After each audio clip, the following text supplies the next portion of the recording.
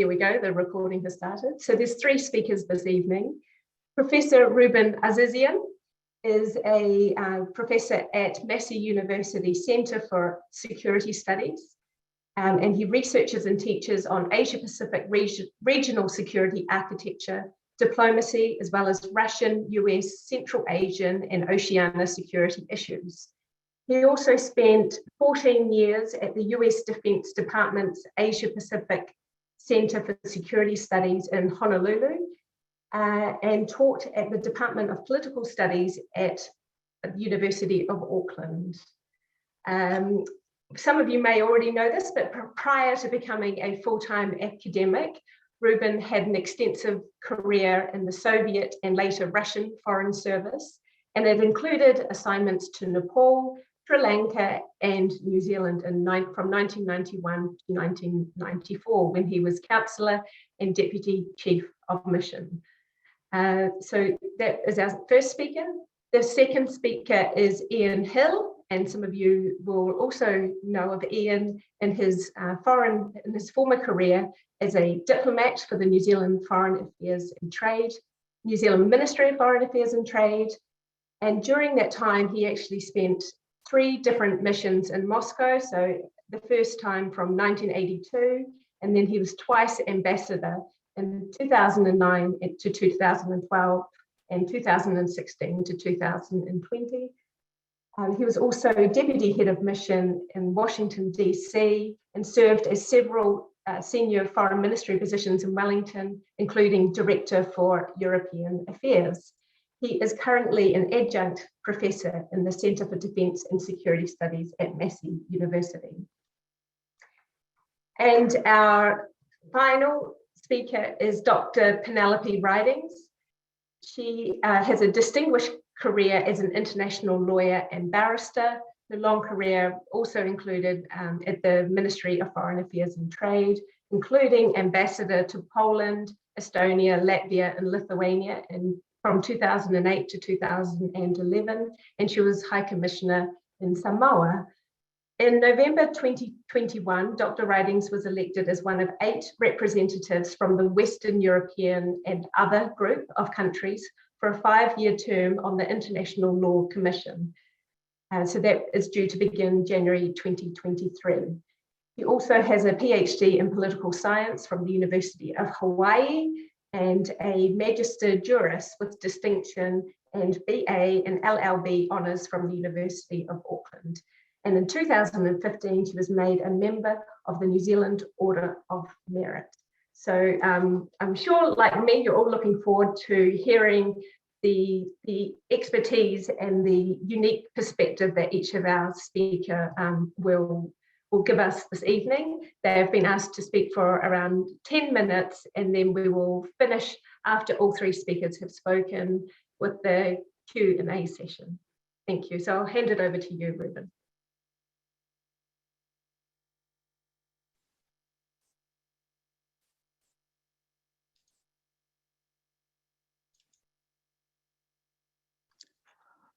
Good evening. Thank you, Serena. I have 10 minutes to try to walk you through some of the stages of the Russia-Ukraine conflict and crisis. It won't be easy, but I will be, I'm sure, helped by my 2 colleagues who will cover various aspects of it. So what is unfolding today is a tragedy probably unprecedented in the last decade or so or more in Europe or in the world. Whatever our interpretation and whatever we call this, whether it's some call it war, some call it invasion, some are allowed only to call it a special military operation. I think we all agree that something needs to be done. We need to stop the war. We need to stop these human losses. You can read and watch and see all these emotions from Ukraine and around the world, which has also reached the shores of New Zealand.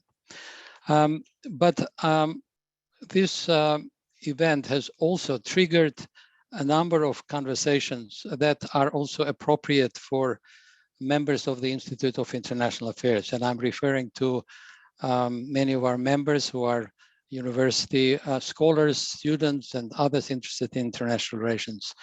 This conflict has triggered many debates and triggered various interpretations of what's going on. We are starting to hear realists, Mersheimer and Kissinger and our own, remind us that hard power and military power is not redundant, that buffer states should still be considered as an option, that having nukes is the only way to defend peace in the world. But we are also hearing voices from Fareed Zakari's and Thomas Friedman's and idealists and constructivists who refer to the unprecedented solidarity that we are seeing, that businesses are ending their business activities because of the pressure of public opinion. We are talking about possibility of a confrontation between values at the level of unseen before, autocracy versus democracy and all of that. We're also seeing some historical parallels being made. Is Ukraine Russia's new Afghanistan? I remember, and some of you may remember, when Soviet troops entered Afghanistan, that was called a limited contingent. Today it's called special military operation. We know what happened. Soviet Union stayed for 10 years in Afghanistan. Some refer to Ukraine as a new Iraq, except the actors are different, but the substance is the same. Perhaps this is the Srebrenica as something that will indeed, trigger major, response and humanitarian response to what's happening. Or are we dealing with a new divided Korea where at the end of the day, after all this bloodshed, the two parties will agree to partition Ukraine, something that we have seen in Korea to relative satisfaction of external powers, but eternal grievance and of the Korean people. And of course, we all read about implications for China-Taiwan situation and elsewhere. Now, and there are many theories about what's going on. One that is particularly popular is about a crazy man sitting in the Kremlin, and if we can do something about that, then we'll be all fine. And that reminds me of an old movie by Stanley Kubrick in the 60s, which was called Dr. Strangelove, about an unhinged Air Force pilot who was going to drop a bomb, nuclear bomb on the Soviet Union. And except this time we are talking about the commander-in-chief who needs to be stopped. But I think this war is, and conflict is more complicated than just talking about one madman. And also my concern about simplifying this to one crazy person who is someone who has gone crazy. I think it could be a convenient way for some to skip their responsibility for what's happening. And I'm referring to people in Russia or in the West or even in Ukraine who perhaps did contribute one way or the other, or have shared some of these nationalist and ultra-nationalist perspectives, and have also influenced the commander-in-chief in terms of what is happening.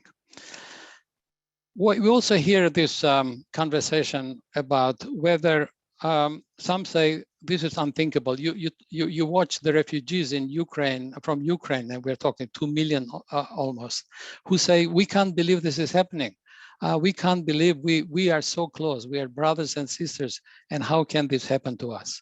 But we also hear people who have some conspiracy approaches or historical or divisive historical perspective, who say, well, Russia and Ukraine always had issues and challenges, and they refer sometimes to contested identities, starting from Kiev and Rus.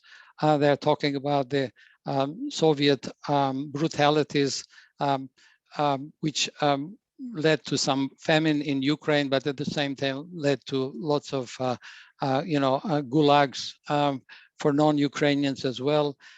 We are talking about World War II, which for some is about our admiration with Ukrainian guerrillas and partisans who made huge contribution to the victory, and of some who think of Ukraine in the World War II as this small group of nationalist banderas that have somehow being associated today with the entire Ukrainian population.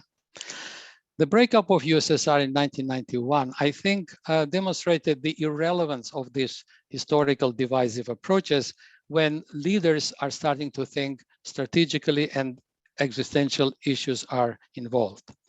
Let me remind you that in 1991, it was these Slavic countries of Russia, Ukraine, and Belarus who dissolved Soviet Union peacefully, unlike Yugoslavia, and unlike a Milosevic type of approach.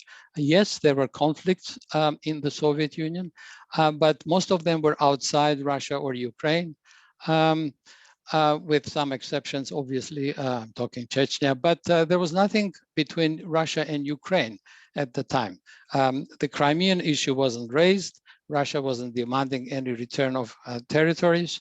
And there were, of course, other cases where Russians were involved in conflicts, such as Moldova, Transnistria. And before I end my walkthrough, I just want to say that there's talk about the next target being Poland or the Baltic states. I'm actually much more worried about Moldova because we have a Russian populated region in Moldova, Transnistria, and that hasn't been resolved for a long time.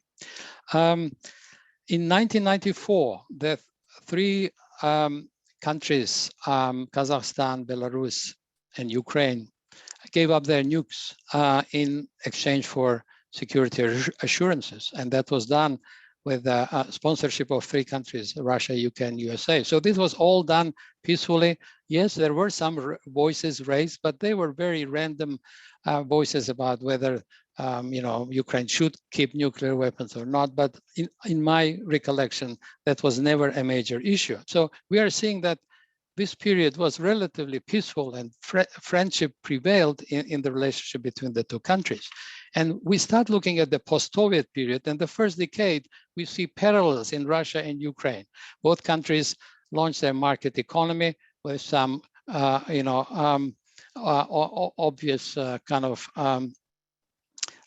negative, unfortunately, developments such as corruption and oligarchy. They were going through identity formation, trying to figure out what does it mean to be really Ukrainian or what does it mean to be really Russian after the 70 years of Soviet experience.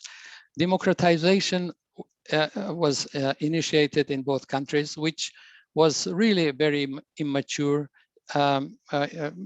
democratization with a lot of emphasis on personalities rather than political ideologies. At that time, we also seeing the politicization of ethnicity, history, religion, linguistic issues, and these things have continued about the roles of the languages and the roles of religion. Russia and Ukraine have different religious issues. Ukraine has different churches and all of that. We see a rise of nationalists and ultra-nationalists in both countries.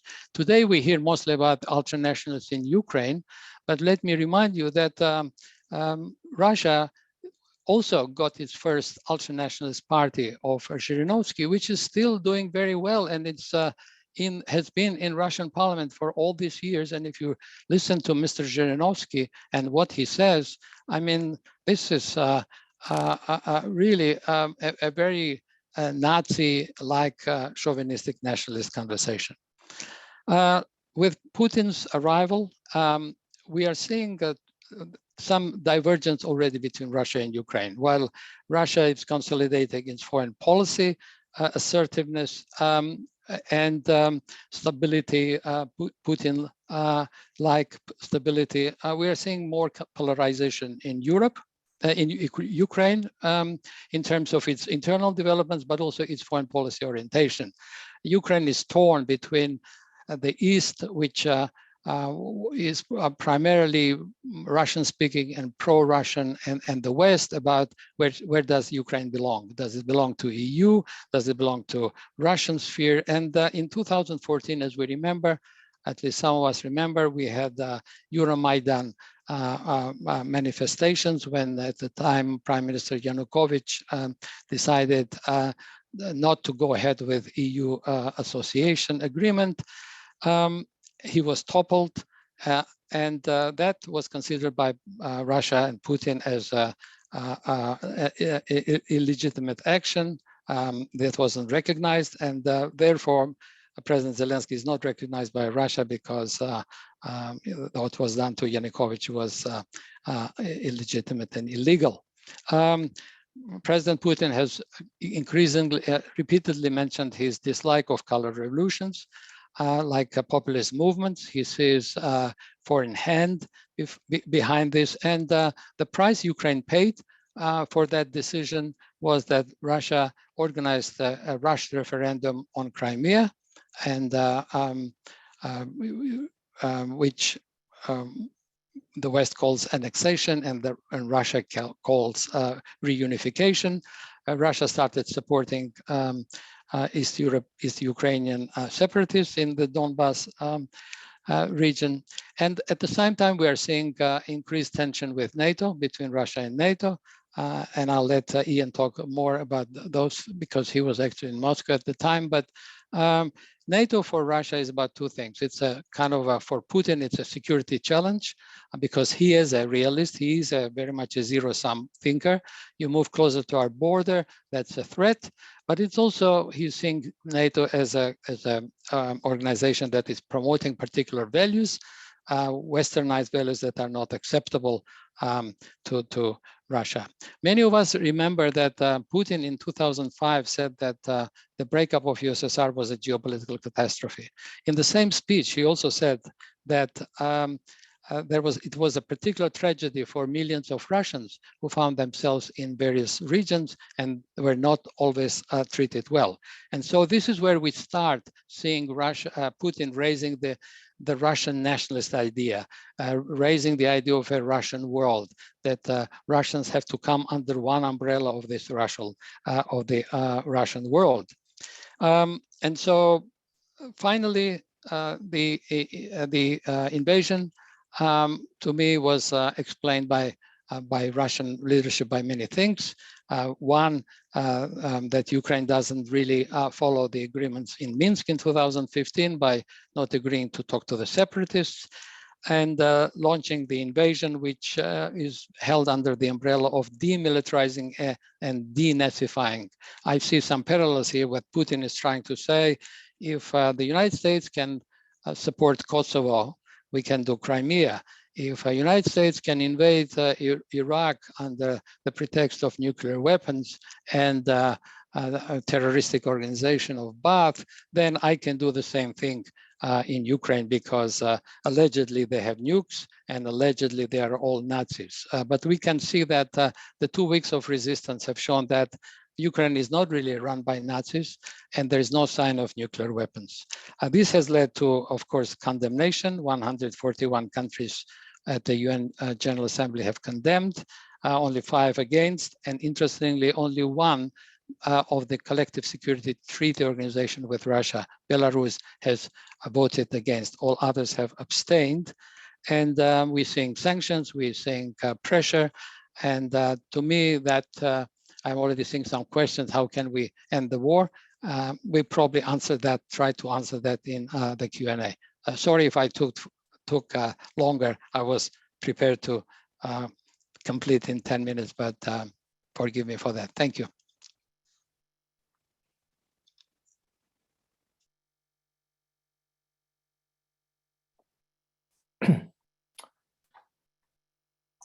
Well, thank you, Ruben. First of all, can I thank the Institute for organising this this event this evening, and I would also like to thank the Institute for offering me the opportunity to participate.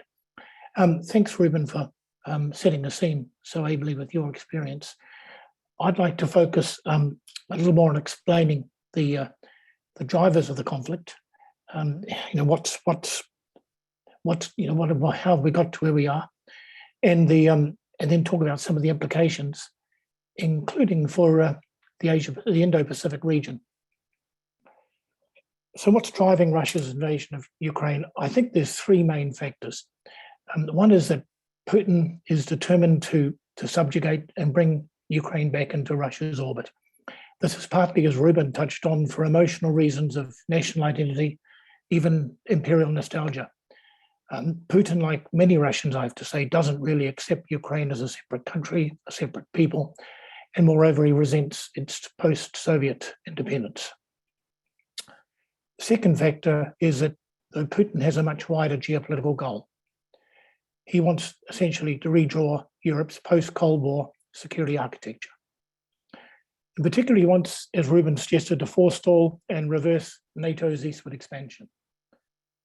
And as a corollary of that, he wants to restore Russia's sphere of influence around its western borders, giving it the strategic depth that it lost with the breakup of the USSR. And finally, it's also about political insecurity. The Kremlin fears open democracies flourishing on Russia's doorstep, whether that's in Ukraine or in Belarus, as we saw possibly emerging back in 2020. And Putin sees this as a potentially unhelpful model for domestic opponents and as vectors of foreign influence. I think the bigger context that's important to bear in mind here is Putin's overriding and very consistent aim to reassert Russia's standing and influence globally as a great power, especially in its near neighborhood, and to rebuild Russia's hard power with a strong military to support this ambition. Until mid-February, coercive diplomacy and brinkmanship seemed to be working pretty well for Putin. With his combination of bellicose rhetoric and the menacing large buildup of troops around Ukraine's borders, reinforced by reminders of Europe's dependence on Russian gas, Putin had got the attention of Western leaders who were all beating a track to Moscow, obliging them, moreover, to engage with Russia on Putin's agenda. So he was able to have the tactical high ground, dialing up and dialing down the pressure as he chose. But my sense is that in actually taking the next step and invading Ukraine, Putin has miscalculated badly. He clearly assumed Ukraine would basically collapse and that the West's response in turn would be hesitant and divided. And of course, he was wrong on both counts. With this a mixture, I think, here of strategic folly and hubris, tactical ineptitude, all wrapped in together. However the war ends, though, it's hard to see how the invasion will advance the Kremlin's political and strategic objectives. Instead, it's actually very counterproductive, both externally and internally within Russia, in my view. Firstly, by invading Ukraine, Putin has basically lost Ukraine. Far from drawing it back into Russia's orbits, this war will complete Ukraine's estrangement from Russia and drive Ukrainians even closer to Europe. Secondly, far from intimidating, dividing, and weakening NATO and the EU, Russia's invasion has unified Europe in an unprecedented way. There's been a rapid and remarkable sea change in security perceptions among European states and populations, jolting governments and public opinion out of decades of complacency. That change, of course, has been especially dramatic in Germany, which has effectively jettisoned its decades-old Russia-friendly Ostpolitik pioneered by Willy Brandt at the end of the 1960s, halting Nord Stream 2, approving weapons supplies to Ukraine, increasing defense spending to 2% of GDP, and accelerating a shift to renewable energy to reduce dependence on Russian gas. And far from pushing NATO back from Russia's borders, NATO is now more likely to forward deploy military forces to its eastern member states, such as Poland, Slovakia, Romania, and the Baltic republics, to provide them with a reassuring tripwire. The tough and wide-ranging sanctions on Russia, demanded by strong public pressure, coupled with the exodus of Western companies from the Russian market, will badly damage the Russian economy and impoverish ordinary Russians. This may not change Putin's mind, but it will generate greater public discontent, requiring even tougher repression.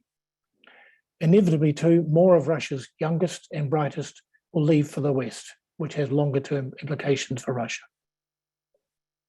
The ramifications extend beyond this, though, beyond Europe. First, Moscow's use of military force as an instrument of statecraft undermines the UN rules-based system.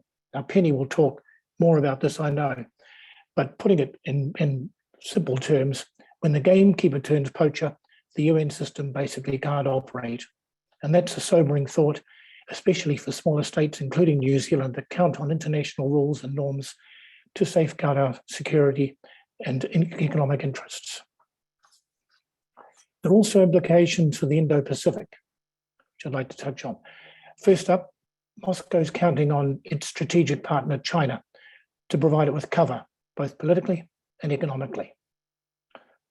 Beijing's abstention on key UN votes on Ukraine is all Moscow needs and expects from its close partner politically.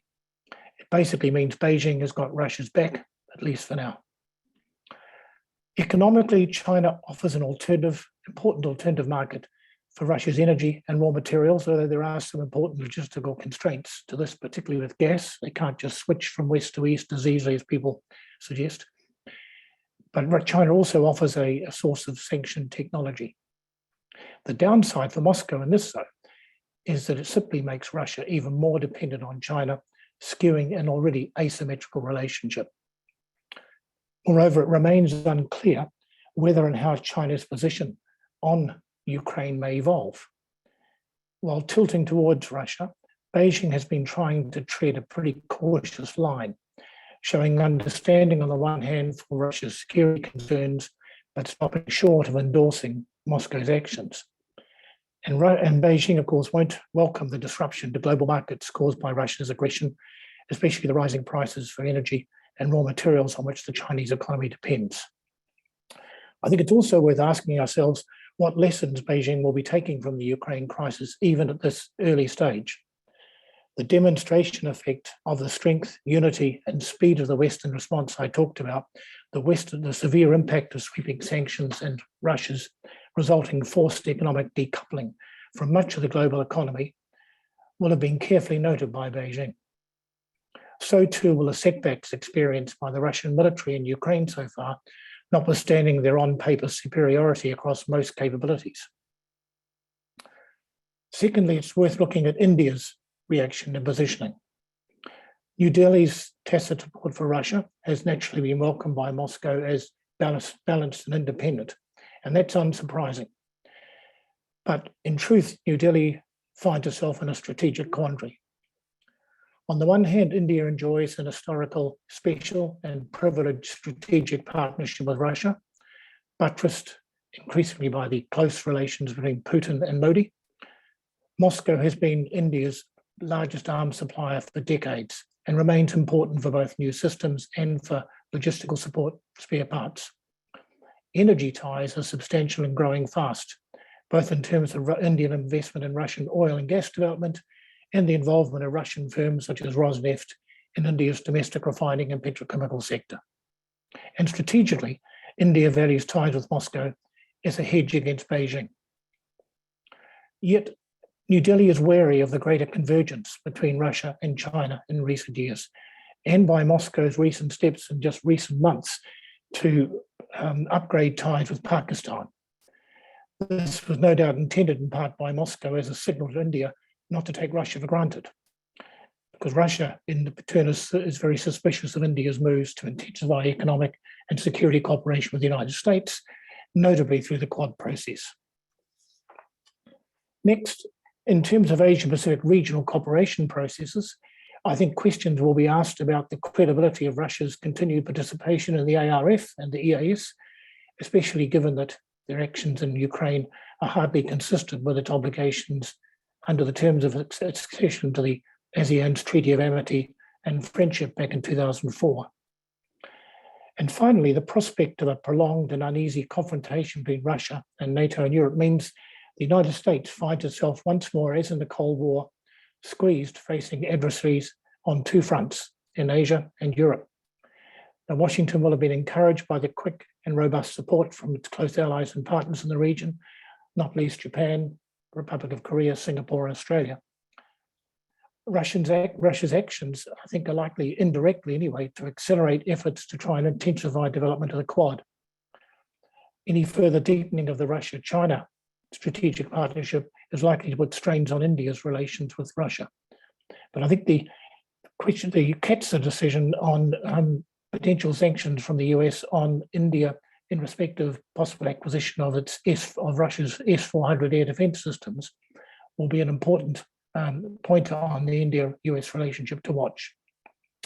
Just finally, I'll touch on briefly some of the economic trade implications, which have been pretty well covered in media. But I think it's important to note that the ramifications are much greater than Russia's relatively modest weight in global economy and trade would suggest. The IMF has already warned of a severe impact. This reflects, I think, Russia's outsized role as an exporter of energy. It's the largest gas exporter, second largest oil exporter. It's the largest exporter of wheat, and also raw materials such as coal, timber, nickel, and aluminium, and also rare metals, palladium and platinum.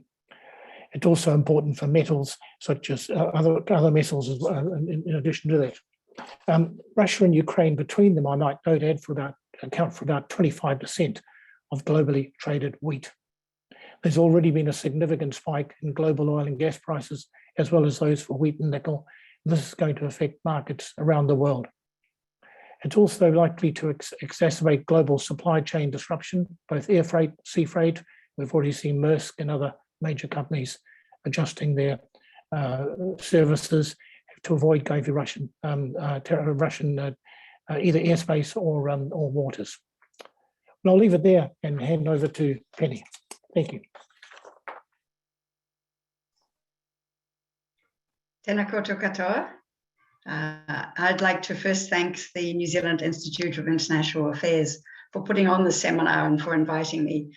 And I congratulate my two panelists for their excellent presentations.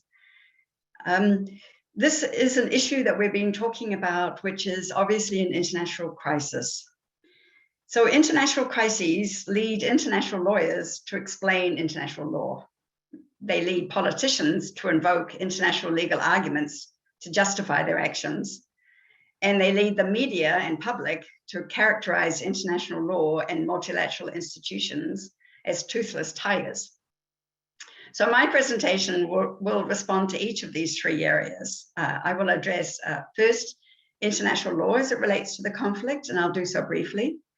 The responses of multilateral institutions, including the United Nations and New Zealand's engagement with these efforts. And then third, the ability of international law and organizations such as the UN to help resolve the conflict. My key point is that despite the criticisms, international law and multilateral institutions provide a pathway to addressing international conflicts. So first, international law as it relates to the conflict. The Russian invasion of Ukraine is contrary to the UN Charter, which prohibits the use of force against the territorial integrity of another member state. This is clear. International humanitarian law, or what we call the law of armed conflict, is unambiguous. It prohibits deliberate attacks on civilians or civilian objects, and in particular, apartment buildings, schools, kindergartens, hospitals, and oil and electricity facilities. It's also illegal to attack nuclear power facilities. This is an action which is particularly dangerous given the possibility of radioactive fallout. International law also prohibits indiscriminate attacks. These include the use of certain weapons in dense urban areas, such as cluster munitions or thermobaric vacuum bombs, where there's a huge risk of hitting civilians. And there's also prohibitions against the use of chemical weapons. Those involved in illegal action during war risk being found guilty of war crimes by either domestic or international tribunals. There was also, of course, an individual and collective right of self-defense in response to an armed attack under the UN Charter. And this justifies the Ukrainian action in self-defense and the military support given to Ukraine to date. So turning to the response, As has already been noted, the international community has responded vigorously to the Russian invasion, and the words unprecedented have been used. You will all be aware of the Russian veto in the UN Security Council of the draft resolution deploring its aggression against Ukraine. This led to the invoking of the 1950 Uniting for Peace resolution, which sets out that the UN General Assembly can act when the UN Security Council cannot act due to the exercise of the veto. The resulting UN General Assembly resolution on Ukraine, and I use the exact words, deplored in the strongest terms Russia's act of aggression. It also demanded that Russia stop its offensive and immediately withdraw all troops from the territory of Ukraine. The draft resolution was co-sponsored by 90 UN members, including New Zealand. And as we've heard, there was 141 members voting in favor and 5 against. Unlike UN Security Council resolutions, UN General Assembly resolutions are not binding. But it does send a powerful message to Russia on the depth of feeling of the international community. Action has also been taken in other UN bodies. The UN Human Rights Council voted to create an independent international commission of inquiry to investigate all alleged violations of human rights in the context of Russian aggression against Ukraine. The UN High Commissioner for Refugees is dealing with the more than 2 million Ukrainian refugees who have left for neighboring countries, as well as millions of internally displaced persons. UN agencies are working to address the humanitarian situation in Ukraine, including the World Food Programme and the UN Emergency Relief Coordinator. The International Committee for the Red Cross has sought to facilitate the establishment of humanitarian corridors to evacuate Ukrainian citizens. And the International Atomic Energy Agency has expressed concern over the safety of nuclear power facilities. Because I'm a lawyer, I'm also looking at the number of international legal institutions that have been engaged by Ukraine to address the situation. So first, the International Court of Justice. Ukraine is arguing that Russia had no legal right to take action against Ukraine to prevent and punish genocide. The prevention of genocide was a Russian justification for its action. And Ukraine is seeking to have this justification being declared of no legal basis. Ukraine is also seeking provisional measures to stop intentional killing and serious injury of Ukrainians. As those of you who know, Russia did not appear before the court. Second, there's a European Court of Human Rights. So in response to a Ukrainian request, the court granted interim measures against Russia that it must refrain from military attacks against civilians and civilian objects, such as residential premises, emergency vehicles, schools, and hospitals. And then there's the International Criminal Court, which is known as the ICC. The ICC prosecutor has opened an investigation into whether war crimes and crimes against humanity have been committed in Ukraine. And this was in response to referrals of the situation in Ukraine from 39 state parties to the ICC statute, including New Zealand.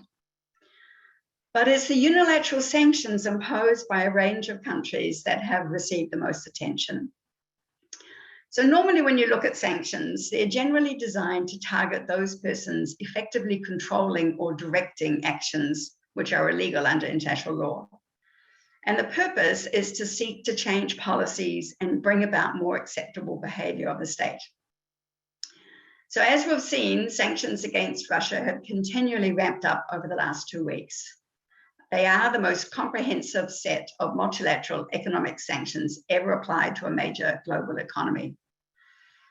Most significant have been the seizing of assets of the Russian elites, access to the SWIFT interbank messaging system, and the recent US prohibition on the import of Russian oil and gas. And as Ian mentioned, we've also seen action taken by individual companies, shipping lines, aircraft servicing companies, oil companies, clothing companies like Zara, McDonald's, Pepsi, Coca-Cola. The list grows longer by the day. These are broader economic sanctions which hit the economy of Russia, and the consequences for the Russian people are rapidly growing more severe. Turning to New Zealand initially instituted relatively modest sanctions, including a travel ban and restrictions on exports intended for use by the Russian military. And of course, last night, the New Zealand Parliament agreed unanimously to the Russian sanctions bill. This sets up a sanctions regime applicable to Russia, which includes the possibility of travel restrictions, asset freezes, and restrictions on the provision of services. It's broad enough to cover prohibiting Russian aircraft or ships from entering New Zealand. It is enabling legislation, which envisages specific sanctions to be implemented through regulations. There is a threshold that must be met before regulations are implemented. They must be appropriate to respond to threats to the sovereignty or territorial integrity of Ukraine or another country, designed to exert pressure on Russia or to complement or reinforce sanctions by other countries, and instituted in circumstances where the UN Security Council is unlikely to act. The regulations are expected to designate people, companies, and assets that are tied to the invasion or are of economic or strategic relevance to Russia. So it will be interesting to see exactly who and what is targeted by these regulations.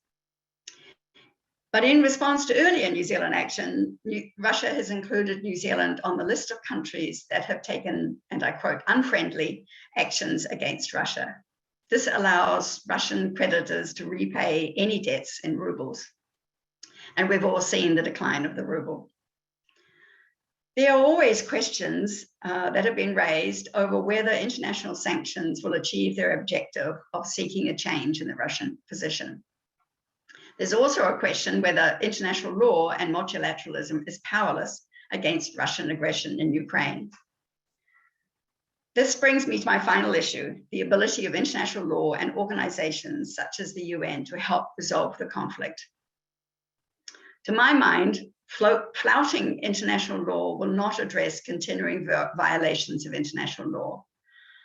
You cannot uphold the law by breaking the law. What is needed is to harness international law and multilateral institutions to bring about dialogue and an end to the conflict. There are a range of different actions that are being proposed, most either flawed or unlikely to be useful in addressing the situation. And very quickly, they include deciding that Russia should not hold the permanent seat in the UN Security Council, reforming the UN Charter to remove the veto, establishing a special tribunal for the crime of aggression against Ukraine, exercising universal jurisdiction to prosecute war crimes that have taken place in Ukraine, and suspending Russia from the World Trade Organization. But to my mind, the better options are to advance the diplomacy and technical assistance necessary to advance ceasefire talks and humanitarian access to conflict-affected areas. The investigations, inquiries, and humanitarian work that is already underway should continue. Negotiation and mediation efforts should also continue. The recently announced Turkish efforts may hold some promise. It is through international law and multilateral institutions that a path can be found to address international conflicts. But it requires a commitment to peace and a focus on resolution of the conflict and the resulting humanitarian crisis. And it may take time, but I hope for the sake of the Ukrainian people that it does not take too much time. Thank you.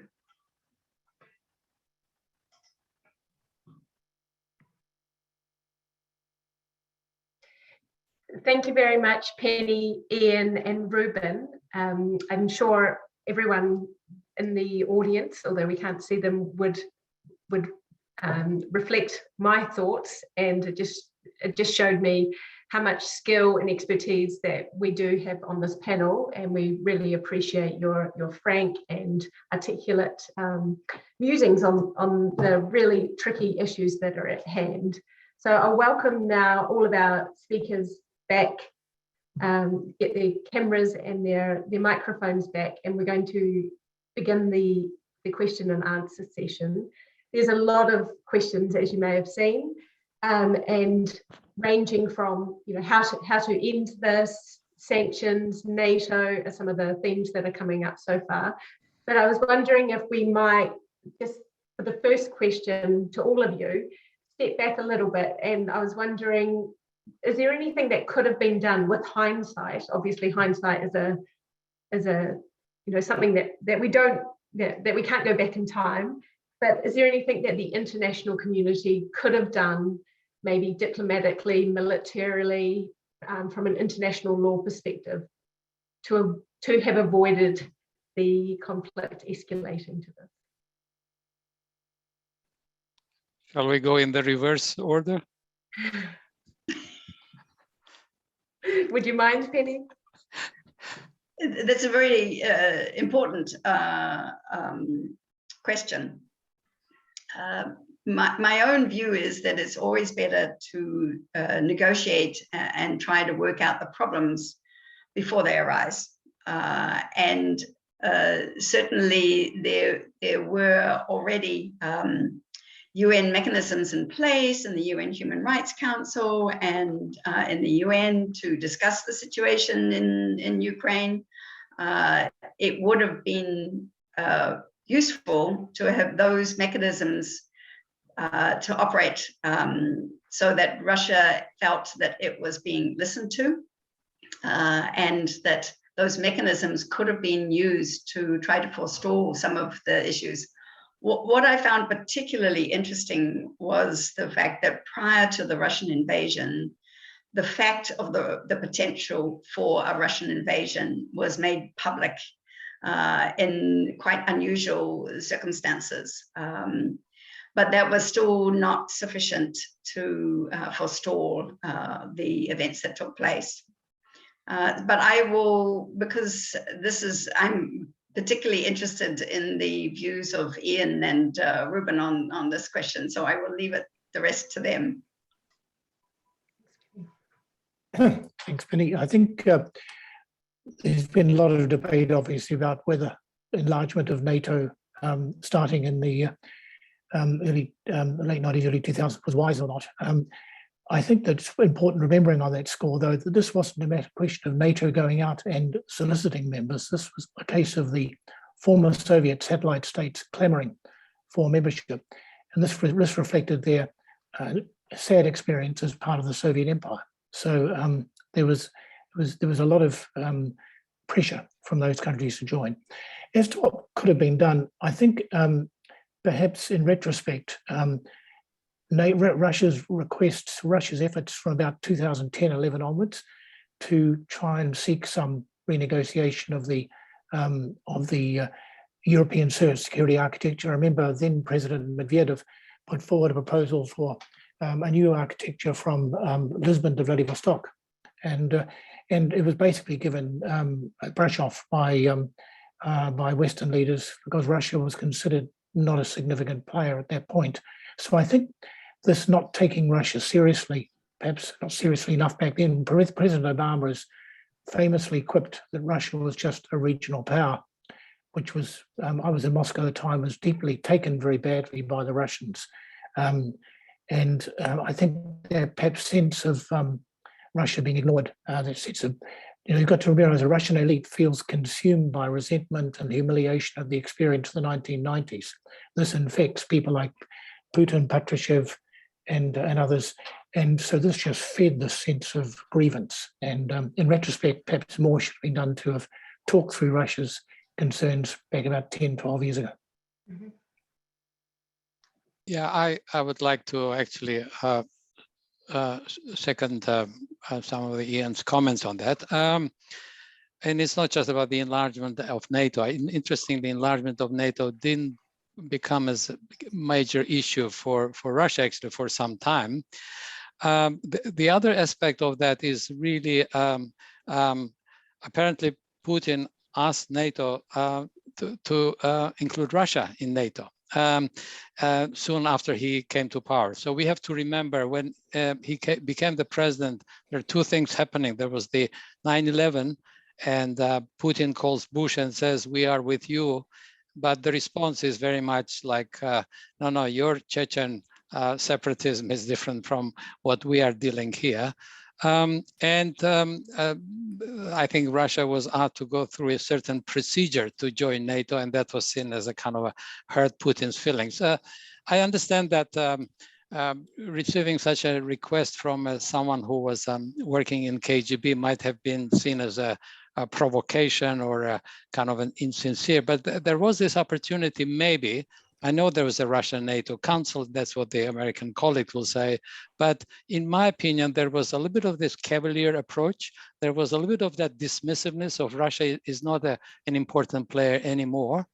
And even personal insults. You mentioned Obama, Ian, but Obama was also the one who said openly, I was a diplomat too, and I believe in a very traditional way of expressing yourself. Obama said that,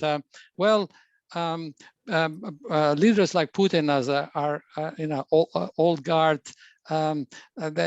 We prefer leaders like Medvedev. So even if you think so, if you say that publicly to someone like President Putin, you actually make that things even worse, I think. My other potential junctures where maybe things had gone differently was during this Euromaidan in Ukraine, when Ukraine was deciding whether to join EU as associate or not. I remember there was a conversation about actually bringing Russia into the conversation. So when Yanukovych was torn between Russia, EU, and Russia was basically putting pressure on him, if you go to EU, we will stop subsidizing the gas and supplies and all that. There was a suggestion that maybe three parties sit down together, but EU categorically said, no, this is between us and the Ukrainians. Russians have no role. Again, how justified was that or not? And I saw there was a question, we haven't talked about what Ukrainians have done better. And obviously, a couple of things I can bring up. One was definitely there was a significant rise of nationalism. There was pressure on Russian minorities.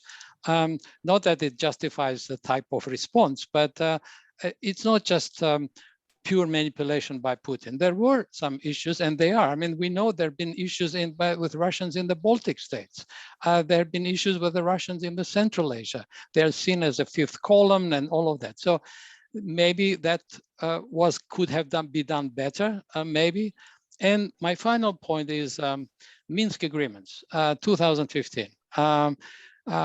The Ukrainian leadership refused to sit down with separatists. And that's what Putin wanted them to do. Again, I'm not saying they should have done that, but maybe they should have, because for Putin not wanting to talk to the separatists, you are suggesting that you will use force. And remember in 2008, we remember Georgia, where Saakashvili was impatient with the Abkhazia-Ossetia situation and Russia's manipulation. He used force and Russia immediately responded. So this was kind of a pretext. So these are episodes that could have, but I'm not 100% sure that each party there was sincere enough by offering, because if you sit down with separatists, you're basically recognizing them. The next step would be give them more than you can and all of that. But if we were trying to avoid this kind of catastrophe, maybe some of these sacrifices could have been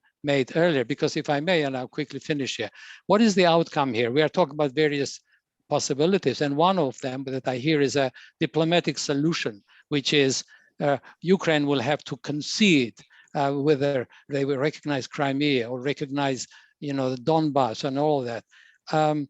This would be unfair to Ukraine, in my opinion, but if we are choosing between lives and sacrifice of this kind of type, maybe it will happen. And if that happens, then I go back to my earlier comment. Maybe that should have been done earlier. You see what I mean? This is my connection, but hypothetical in some ways. Mm-hmm. Thanks, Ruben, and our panelists. There is a lot of, as you may have seen, a lot of questions about NATO.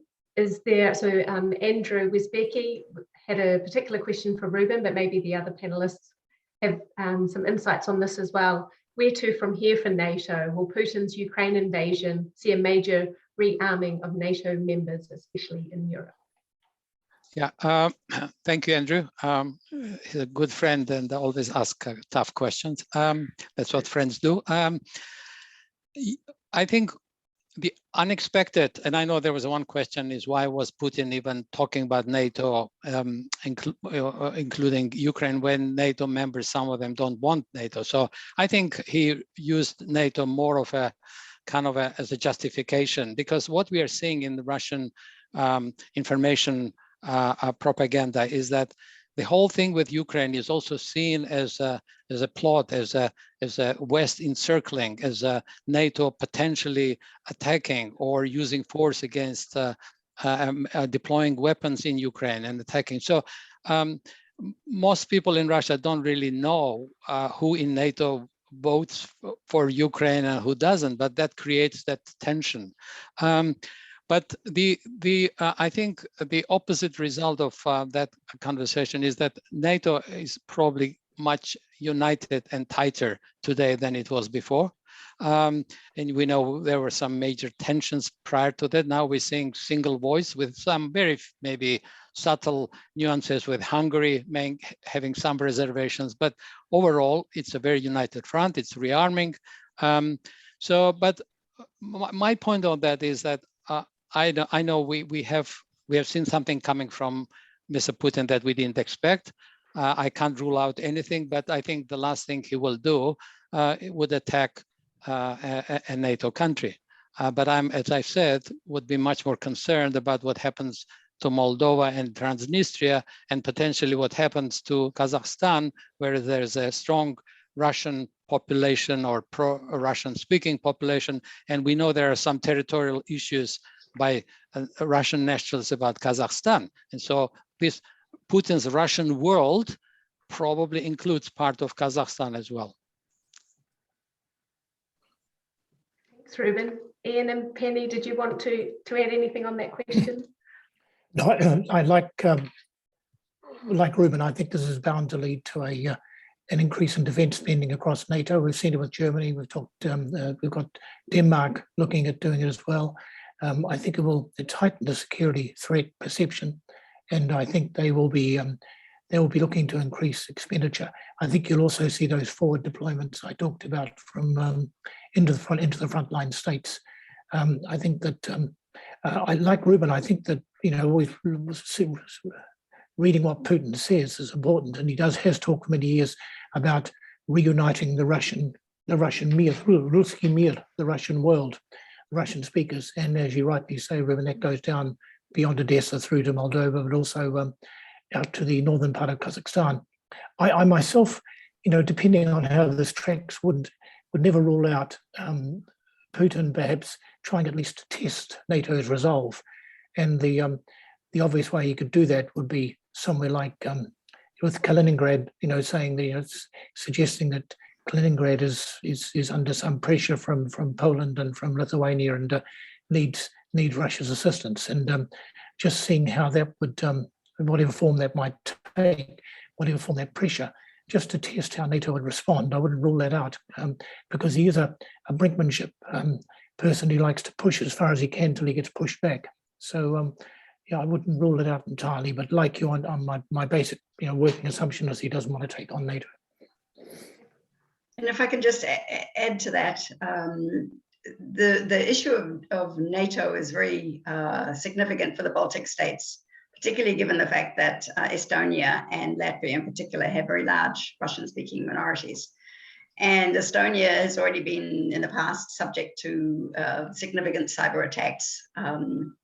And Poland has also been very wary of Russia and the role in Kaliningrad, and particularly after the Simolinks issue with the aircraft in which the president and entourage passed away.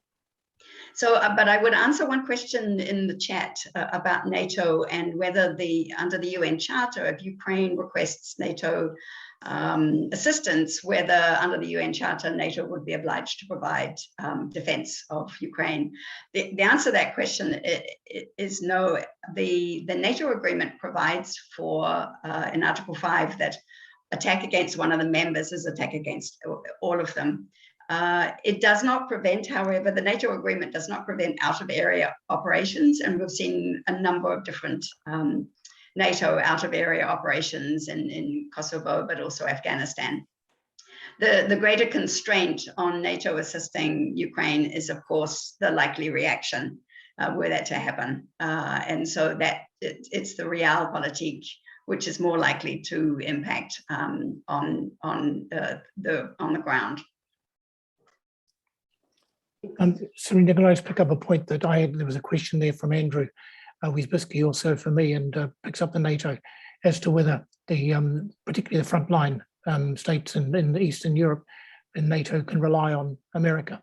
Well, of course, that's, you know, I can't answer that for sure, but I mean, all the signs are that from President Biden, Antony Blinken, that the US takes very seriously, intends to stand by its NATO commitment under Article 5. You've had Blinken touring those frontline states to reaffirm America's strong support for them, looking to increase the deployments forward to act as that kind of tripwire. So I think all the signs are that America would stand by its commitments. Mm-hmm. There's quite a few questions about sanctions. Jose Miguel Trebenco and Manet Sahu were both sort of, I think, echoed each other. They were asking about, are sanctions going to be effective, or are they going to perhaps have the opposite effect to what they're intended to do? Can I maybe come in here? I think there's always two sides to sanctions, and the questions raise exactly that problem, that there is always a potential for sanctions to harden positions rather than change them. Whether I tried to address the question of whether they're going to be or likely to be successful in the long run, it's very difficult to tell. In the past, there's been a number of different sanctions imposed on different countries: North Korea, Libya, Iraq, Iran, and to date, sanctions, the history of successful use of sanctions, I would say, is not terribly strong. And so, but the alternative, what is the alternative? And that's the problem. You have to look at the counterfactual. And the alternative to imposing some degree of sanctions is appeasement. We all saw what happened in the World War II with appeasement. So it's a very hard balancing act. This is the sanctions do have their detractors and do have deficiencies, but they are a tool which countries to date have used. Just if I may add to that, absolutely, I believe that sanctions alone are not going to work. But what we are seeing right now is these traditional sanctions. First of all, they are much more severe than anything else we have seen. But also boycotting Russian sports, movies, cinemas, and all that. That's alongside the sanctions, I think will have a huge impact, because for Russians, unthinkable for their teams not to play in World Cups and all that. Yes, it can potentially lead to a situation where that will be used to, stir more nationalism and say, look, the West doesn't like us, they never liked us, so, we are okay, we are a large country, we can do that. But I think Russians have lived long enough at the time, they travel a lot, and they have that pride. So, I mean, some elite members maybe have an imperial pride, but most Russians don't necessarily have the imperialist pride. They have a pride in their culture. They have a pride in their sports and accomplishments. They think of Russia as a country of Tchaikovsky and Dostoevsky and all that. So you're losing that. You are losing your cultural preeminence or sports preeminence. To me, that is a major blow to the Russian mentality. And finally, we are seeing thousands of Russians fleeing Russia today. And that is a combination of, it's not really the economic sanctions yet, it's more to do with losing patience with the regime, but it's also about avoiding potential drafting, recruitment into the military. That shows that the war is not very popular. And there's a question, how long can Russians be told this is a limited special operations? I think some already recognize that this is not a limited, and they are already, responding with their flight out of Russia. I would agree with the other two panelists. I think that the history of sanctions is not one of unalloyed success, but I think that more so in Russia, which is extraordinarily resilient and very adaptable, and I think you will see the Kremlin trying to foster a sense of siege mentality, and therefore will try and promote a siege economy, and that will involve switching exports away through alternative markets, and there will always be people who will buy Russian oil, Russian coal, Russian raw materials, and of course, ironically, Russia will benefit from higher prices for this now because of the crisis. So I think that I don't see, whatever the economic success of the sanctions in damaging the Russian economy, I'm not sure that will have any political impact on the calculations of the men in the Kremlin. Okay, thanks, Ian. I'm looking at the time, so I think we've probably got time for one more question. This is another thread that a few people have talked about. It's about the propaganda in Russia. So is there a way, I guess, how effective is that? We're hearing a lot about that in the Western media, at least. Is this, I guess, true? And how effective is it? Is there a way to counter the contesting narratives from the West and from Russia? Ian, you want to? I might just comment first. I think the impact of propaganda is a pretty insidious one, and even if Russians don't necessarily believe what they're being told, it kind of shapes their framework, shapes their way of viewing things, and they do feel the world is against them. But I think the actual impact in specific terms is shaped partly by generational factors and partly by geography. Older Russians still, by a far proportion, get all their news from television, and television is a state monopoly, and effectively now with Deutsche being closed, and basically peddles out a pretty pro-Kremlin line. And so a lot of people will be just getting that news. Younger folk tend to rely more on social media, but again, we've already seen a number of social media channels, outlets being circumscribed. A lot of Russians sign up to Telegram and those kind of things, which offer aware of, but again, mainly younger people. Also, it's mainly a Moscow, St. Petersburg, Yekaterinburg, large city phenomenon. If you go out to the sticks, out to the small towns, again, people are just, to the extent that they are interested in international affairs at all, it'll be from television. So I think it just depends on your market, if you will. I don't see a lot of scope, though, for us to go in there and influence it. I mean, it's really hard with the curbs. Increasingly, Russia is trying to put up a great wall of Russia in terms of the internet. It's a bit late to try and emulate China on that, but it is trying to curb the social media inroads. So in terms of Western influences, so it's going to be difficult. I think an important way maybe to deal with that, I think it will have to start with a rise of really some political opposition, because currently we have a parliament in Russia that is technically has some opposition parties, but they are not really a real oppositions.